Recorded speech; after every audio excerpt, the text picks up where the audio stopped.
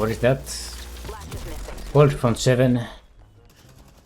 Hello everyone, my name is Nathan, and I am an Eternus 7 one-trick, and despite 7 being largely considered one of the weakest heroes in high ranks right now, I'm actually finding a lot of success on him with this build that I've been using, and the build uses cold front, and we're going to be maxing our 3s, our power surge.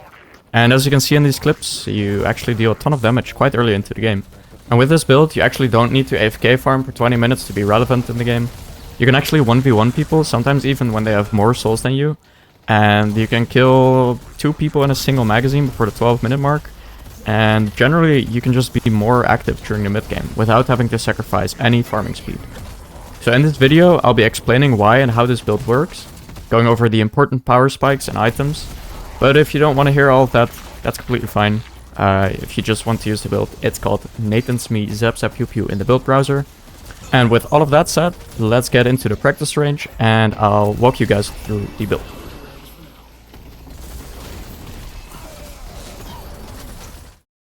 Alright, so here's the build, Natan's me ZapzapPewpew. And I also have this beginner's guide, which is targeted more towards if you're new to that look. It has like way less active items and you can just follow it left to right. This one, I think, does kind of require some explanation, especially because after like the 20k souls mark, all your next items are just optional and situational. So yeah, I'll be explaining that.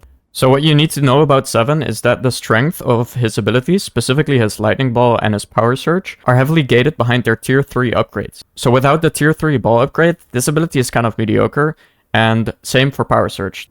So what that means is that on 7, you want to rush maxing one of these abilities. So you either max this one or you max this one ASAP, but I think maxing power surge is way better. So most 7 players like to max their lightning ball first and use it as a farming tool, but I think this is outdated and doesn't really work the higher you go in rank, because you are very, very weak in any kind of player combat before like the 20-minute mark, at which point the game is often already decided. So the reason this is bad for player combat is when you max it out, it's gonna do 150 DPS, and then when you buy some items, it's gonna be maybe 200 DPS. But this is very easily avoidable damage for the enemies. They can just dash out of it. If you miss a ball, you don't have a ball for another few seconds, and in general, it's just very inconsistent, right? And another issue I have with maxing ball first is that when you max it first, you'll get the tier 3 upgrade at 8 minutes, but tier 2 camps, which the ball one-shots at tier 3, already spawn at 5 minutes into the game, and they take 6 minutes to respawn.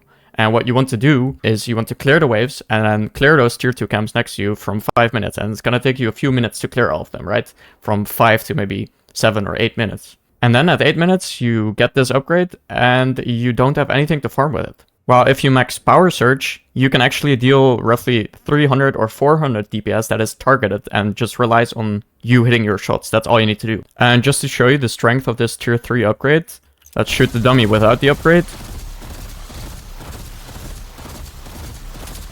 So this is like 200 DPS if you don't count Mystic Shot. And then when we put the upgrade in,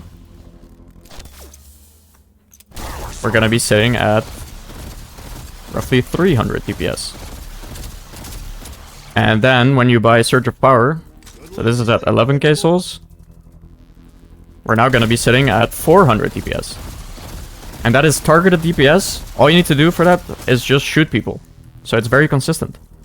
But then you might be wondering, without balls, how do we farm? Well, that's why we have Cold Front in here. So what we do is we buy 400 or 500 items and then we pick up Cold Front. If you farm properly and you don't really like grief and die, miss a lot of minions, that kind of stuff, you'll pick this up at almost exactly 5 minutes or a little earlier. And that's, like I said, when the tier 2 camps spawn. And then this item allows you to clear those camps a lot faster, which means you have more time to do other stuff if you need to. So the items you're going to be buying before Cold Front at 5 minutes are these 4 items. Basic mag is just going to give you another 3 bursts in your magazine, which means 3 additional power surge procs, because this procs every burst. Hollow Point Ward gives you a lot of gun damage, which is going to help you poke in lane. It's actually very strong in mid game as well, so you don't really have to sell this until later on. And it's also going to give you a Spirit Shield health, which is going to block some important abilities like maybe a Yamato 1 or a Vindicta Crow. And it's actually pretty easy to stay above the 65% health threshold because of healing right. Pick this up as early as you need. Sometimes I buy this first item if I've already been trading a lot and I lost a lot of HP. So you pop this, you get 2 sprint speed, and you just run around, grab some boxes, and by the time you get back, your hollow point ward is up again. Extra health is just because you're very squishy early. This is just a no-brainer to buy. It's going to give you a lot of health, like over 200 health. And then after all of these items, we pick up extra spirit and enduring spirit. These are just going to give you some extra sustain and health, and of course extra spirit also builds into improved spirit later on, and enduring spirit also builds into slowing hex later on. And then finally we have Mystic Shot, which is going to give you some weapon damage, spirit power, and of course it's passive, which makes your next bullet every 5 seconds deal some bonus spirit damage. Alright, let's move on to the mid-core section. So first off, we have Slowing Hex, which is a great combo with your stun. So your stun takes 3.5 seconds to proc, and your Slowing Hex lasts for 3 seconds. And during that time, people are going to be slowed, and you're going to silence their movement-based abilities. So for example, Wraith cannot use her card to get to safety while you're waiting for your stun to proc. Mirage cannot even dodge your stun with his Tornado. Vindicta, Talon can't fly. Abrams cannot use his shoulder charge. Shiv cannot dash. You name it. No one can use anything. So they're basically just crippled until the stun ends, which is amazing because during all that time, you're going to be hitting them with 400 DPS. Then Enchanter's Barrier is just going to make you a bit tankier, but also when this is active, you get some bonus spirit power and cooldown reduction, which is very nice because it's going to give you uptime on your power surge, and it's also going to reduce its cooldown, of course.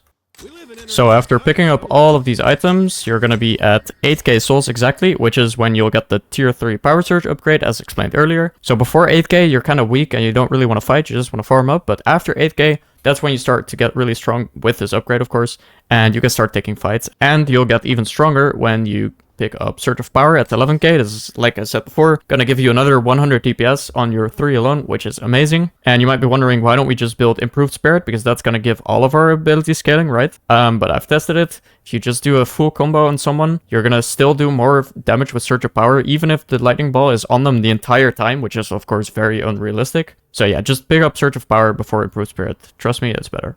Next up, we have Fleetfoot, which is going to remove the movement speed penalty while shooting. In that look, you actually lose 30% of your movement speed when you're shooting people. And because 7's movement speed scales with Spirit, you're going to lose a bigger flat amount of movement speed, right? If you have 14 movement speed compared to 7 movement speed, 30% is going to be more. This item is just going to completely remove that movement speed penalty, and this is why I think it's like completely illegal to not build this item, because it's so good. Then we have cooldown, and you might be wondering, why do we have cooldown instead of duration? Well, there's 2 reasons. So first off, cooldown is going to reduce the cooldown on all your active items, and you have a lot of active items. So it's going to reduce Healing Rite, Cold Front, Mystic Shots, passive as well, Slowing Hex, Fleetfoot, you name it, Divine Barrier if you buy it. But most importantly, it's going to make your power surge a lot better. So after picking up Improved Spirit, your power surge has a duration of 18 seconds and a cooldown of 33 seconds, right?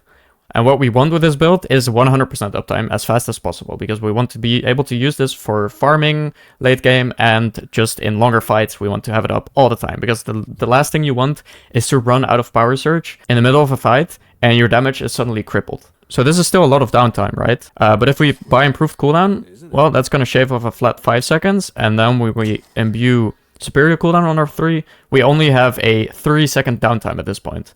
But if instead of cooldown we build superior duration and imbue it on our 3, well, now we still have a 7-second downtime, right? And like, even if you pick up Boundless later on, we still have a 5-second downtime. So that's why I think cooldown is just straight up better.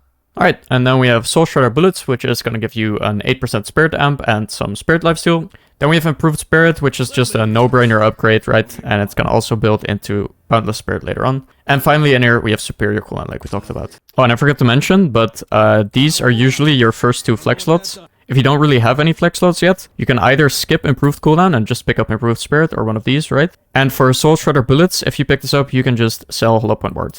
So then at this point, you still don't need any flex slots. And also, I want you to pick up 2 of these. It says buy 2 before 20k souls. So 20k souls is this point, right? So before you pick up Superior Cooldown, you're going to want to pick up 2 of these. And the ones I usually pick up are Healbane and Debuff Reducer. Because Healbane is going to give you a healing reduction, which is very valuable. You spread this very easily as well on 7, because you deal spirit damage all the time. And then Debuff Reducer is an amazing item. It's going to make you tankier, and it's going to reduce the duration of all the negative effects applied to you. Divine Barrier is kind of a preference thing. If you like this item, buy it. It's really good. Reactive Barrier is very situational. Like, you might buy it if you're against a Bebop, an MO, and a Lash. Enduring Speed is good if you're against a lot of movement slows, because this gives you 30% slow resist. Bullet Armor is better a bit later into the game. You can actually sell, I forgot to say, but you can also sell Healing Red at this point. But yeah, Bullet Armor is a great flex slot, or you can sell extra health. Spirit Armor, same thing. And then Suppressor builds into Mystic Slow later on. Alright, so now your core is finished at 23k, because we sold these two, right? And as you can see, you only need one single flex slot to make this build work so far. So if your team is behind and you don't really have any flex slots yet, that's fine because you can manage. And any extra flex slot you have is nice because that allows you to pick up maybe a bullet armor or spirit armor or suppressor already. Or, even better, one of these. All that's left now is up to your own judgment, but I'll give you some guidance. So you can pick up any of these items at this point. But I want you to mainly look at these and these. Like, these ones are not that important, the weapon ones. So, Ethereal Shift, you should buy this almost every single game. This item is so good. It's only on a 24-second cooldown, and you can use this to dodge all kinds of stuff. A Spirit Yamato Slash, a Lash ult, a Dynamo that you see flying towards you that's totally gonna ult you. You can Ethereal Shift it. This item is so good. You can use it multiple times in a fight. Buy it almost every single game. Then we have Mystic Slow, which again, Suppressor builds into this. You should also almost build this every single game. This is going to reduce people's fire rate and slow them down as well. But it's going to completely cripple any fire rate reliant character. So think Wraith, Haze, Infernus, even a Mirage, a Gun Ivy, a Gun McGinnis, anything. It's just going to cripple them completely. Then we have Boundless, which is, again, just a no-brainer upgrade from Improved Spirit. If you have the souls for it late game, go for it. It's very consistent. No reason not to buy it. You already have the slot for it as well, so it's very slot efficient. Then we have Rapid Recharge here, which I've actually been trying to pick up a few times at 30k souls because we get Power Surge maxed at 8k souls. We max our Static Charge at 16k souls. And then at 30k souls, you get your Lightning Ball maxed out. And then you have a very useful Lightning Ball late game, which is very nice. And then we have Silence Glyph, which is great because you can't miss it after your stun. So you have Slowing Hex. Then you have your stun, which also stuns for 2 seconds at this point, or almost 2 seconds. And then afterwards, you can also still Silence Glyph them. So that's kind of a fuck this one person build, but it's fun. Same for Curse, except... Okay, they've taken our Blue Guardian. Anyways. Here we have Curse, which is the same, but it's targeted, but it's also more expensive. And it's gonna prevent item usage. Both of these items are also really good against casters, by the way. So think a Pocket, Lash, Yamato, that kind of stuff. Echo Shard is great if you want to use double stun, and Escalating Exposure is just another very, very late game option if you want even more damage. And then for the situational vitality items, we have Improved Bullet Armor, Improved Spirit Armor. I very much like to pick up both of these late game as well. They're just gonna make you a lot tankier. Also, when you pick up Improved Spirit Armor, you can actually sell Enchantress Barrier. Then Debuff Remover is great to cleanse debuffs like Pocket Ult, Infernus Burn, or for example a Mo Disarm, or a Fire Rate Slow, or even a Wraith Ult. Then we have Leech, which is another no-brainer upgrade if you already have Healbane, which you should. You should have this pretty much every game. And that's just going to give you more lifesteal and increase the healing reduction, of course. Metal Skin is great against bullet-heavy comps as well. Unstoppable, great against a lot of CC. And Colossus is great if you want to stand your ground against diving characters. So if you're constantly getting dove by like a Yamato, a Lash, a Shiv, and an Abrams or something, then this item is pretty good. And finally, we have the situational weapon section over here. So Spiritual Overflow is going to be the most consistent and best option generally. It's just going to give you a big DPS increase. Sharpshooter actually increases the fall-off range of your gun, but also the fall-off range of your Power Surge. So if you find yourself hitting people from long range the entire game, or maybe your team is behind and you're forced to play at range, then this item is actually pretty good. Next up, we have Burst Fire, which is going to give you more slide distance and more movement speed and fire rate. It's also a really good late game option. Then Alchemical Fire is just a broken item at the moment. They're probably going to nerf it again soon, but for now it's really good. So if you like this item, you can chain it with your stun, of course. If you have Echo Shard, you can keep people in it for a very long time. So yeah, think about it and pick it up if you like it. Crippling Headshot is another great late game item. It's going to reduce people's bullet and spirit resist when you headshot them, which is also great for your team, of course. Spellslinger Headshots, now this item is kind of bad, honestly. You shouldn't really prioritize buying this ever. Just pick it up if you have the souls for it, but yeah, don't worry about it too much. Toxic Bullets, I never buy this, but it's not bad. It's good if they have like HP stackers that also like to heal. So think Geist, Abrams, and Shiv, if all three of those are in the team, then this item is actually pretty good. And Tesla Bullets is just in here because someone asked me to keep it in here. But I wouldn't recommend buying it. But if you don't like Cold Front for some reason, what you can do is just buy these items and then pick up Tesla Bullets right before slowing Hex, because it does have good DPS when you have your Power Surge active, and it also allows you to farm just like Cold Front. So yeah, those are all the items. Use your brain and figure out what you need. I'm sure you can. But I'll show you what I usually do. So I pick up Ethereal Shift almost every game, Mystic Slow, Boundless, both of these armors. Sometimes I might like sell this for Sharpshooter. I might pick up Rapid Recharge as well. And at this point, you're very tanky. You might pick up a Leech and a Spiritual Overflow. You can upgrade that for sure. And you can also like sell Cold Front at this point, of course. You can sell Cold Front like way earlier, by the way, if you need a slot. Don't worry about it too much. You just need it for early game farming, really. So yeah, a very late game build might look something like this. So yeah, that was the video. I hope you enjoyed and learned something. And I'll see you guys in the next video. Thank you for watching. Love you. Bye-bye.